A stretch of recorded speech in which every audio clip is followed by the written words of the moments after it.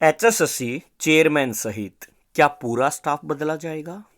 गलियारे में चर्चा चल रही है कि हरियाणा स्टाफ सिलेक्शन कमीशन के चेयरमैन सहित अन्य सदस्यों को सीएम साहब बदल सकते हैं।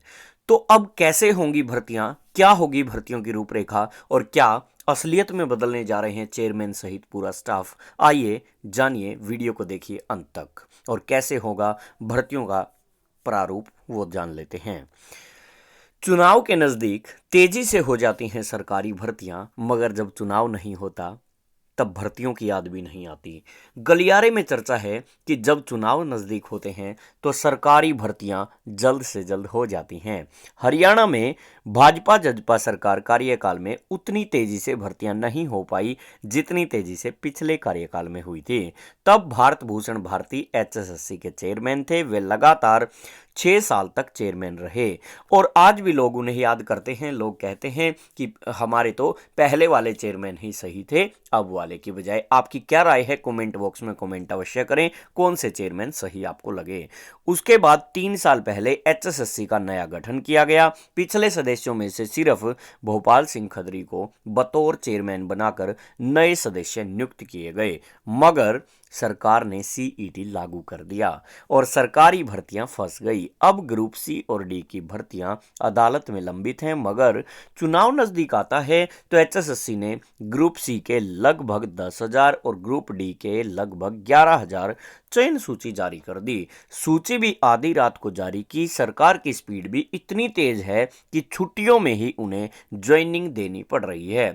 गलियारे में चर्चा है कि जिस प्रकार से प्रक्रिया अब तेजी से अब चयन सूची जारी की, उस प्रक्रिया से पहले भी तो जारी हो सकती थी।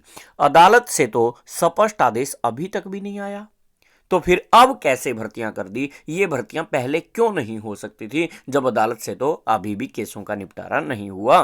गलियारे में कहा जा रहा है कि चूंकि लोकसभा चुनाव नजदीक है और सरकारी भर्तियां न होने से युवाओं में निराशा और नाराजगी थी।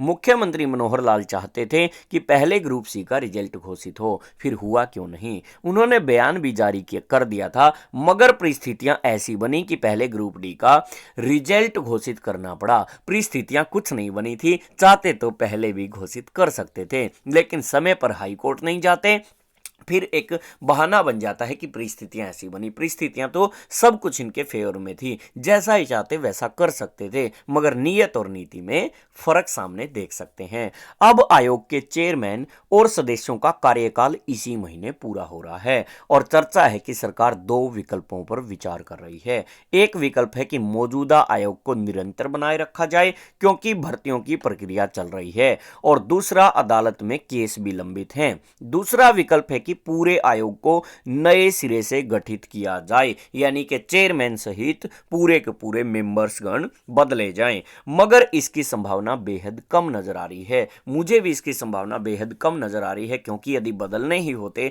पूरा स्टाफ तो तब भी बदल सकते थे जब ग्रुप 56 में 41 सवाल रिपीट हुए थे और मामला गर्मा गया था और लोगों में यह आवाज उठने लगी थी कि एचएसएससी चेयरमैन बदला जाए, मगर नहीं बदला गया था। तो अब भी संभावना न के बराबर नजर आती है, मगर एक विकल्प यह भी नजर आता है कि यदि चुनाव में इनके खिलाफ माहौल बनता नजर आया तो सीएम साहब उस चेयरमैन समेत स्टाफ को बदलकर यह कह सकते हैं, देखो जी भाइयों बहनों, हम तो भर्तियों को करना चाहते थे, मगर हमारा स्टाफ ही खराब था, हमने इसको बदल दिया। एक मतलब ये खाली दांव पेच खेलना चाहें तो ये खेल सकते हैं। ऐसा जल्द ही आचार संहिता भी लागू होने वाली है, इसलिए जो भी फैसला होना है अब स्टाफ को बदलने या न बदलने का, वो जल्द ही होने की संभावना यहां पर नजर आ रही है। चलिए, आपकी क्या राय है? कमेंट बॉक्स में कमेंट अवश्य करें। इस वीडियो के अंदर इतना ही। मुलाकात करेंगे नई वीडियो में नई अपडेट के साथ।